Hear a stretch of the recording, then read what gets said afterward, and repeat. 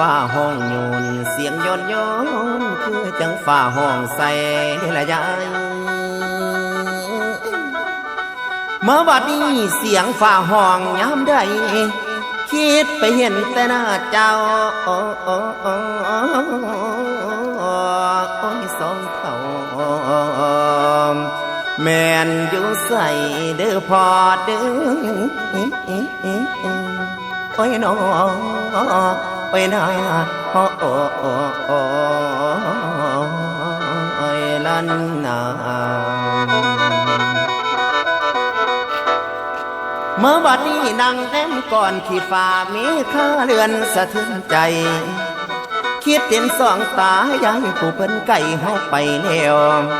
คิดยามใดก็เป็นแป้วมาซุ่มเซลความอุกอังน้ำตาพังอาบแก้มเลี้ยงเห็นภาพดอกเก่าลัง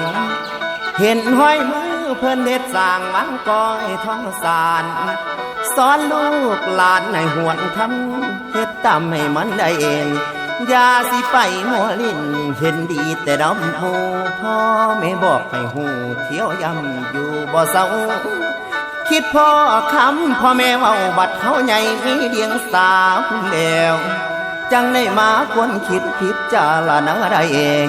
เก็บจำนำมาใส่จากแนมไปเห็นหูปองพ่อแม่สอนนั่นถูกต้องเพิ่นมองฟ้าว่าก่อนเขาคิดเห็นพ่อแม่เจ้าเรื่องเก่าๆยังจดจำอาชีพพาเขาทำคือเหตุนานั่นส่วนหัวบ่เคยกลัวความหายทำไปบ่ได้บนทนหันหลังใส่ฟ้าทั้งหน้าซองที่ดินโอ้ทั้งชีวิตบ่สิ้นต้องดิ้นต่อบ่ล้อดวงทวงค่าไถ่ลงหน้าบ่ปล่อยป่าเวลาว่างเอาความหวังวางเป็นป้ายเป็นหลักใส่ให้ก้าวผ่านเอาความหับเป็นตัวสารสร้างความฝันให้ลูกไว้บอกเคยได้อยู่สบายลูกพาหัวก็ได้ห่วง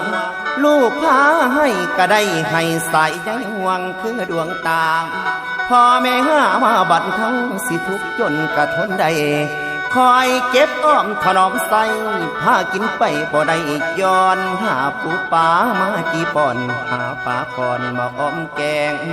หาหลังปีแห้งแล้งม้วนน้ำแกงบ่มาเยือน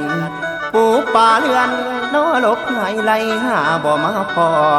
บางวันนอหามาได้ขันโตเดียวปิ้งบีแบงคำ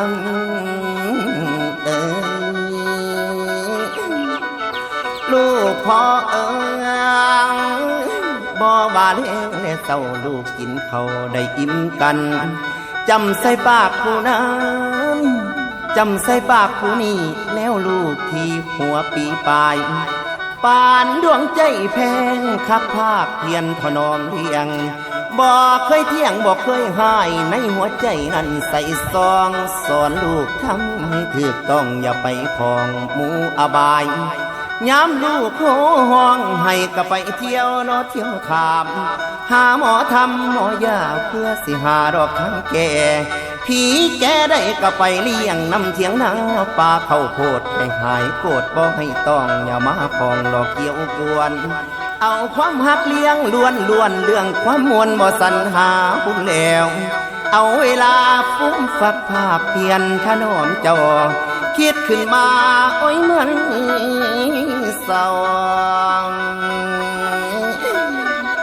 สองคนลาวบ้านนี้เจ้าอยู่ใส่นอกอดลูกน้ำตาคออยู่ใส่นอพ่อแม่ทานบ่ฝันพอให้ไทยถามอีแม่อีพ่อ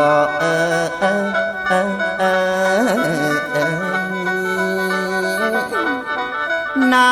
ำตาหนองอาบไหลลงใบหน้าหยิบรูปมาก้มกราบใจวาบวาเกิดชาติไหนขอให้ได้นั้นติดตามชดใช้กรรมที่พ่อแม่ดูแล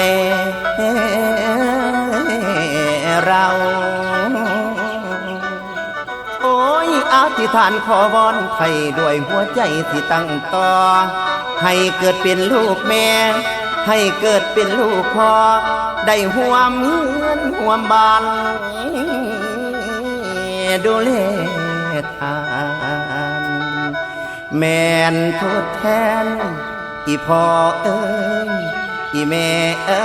ยโอ้โอ้โอ้นอนาง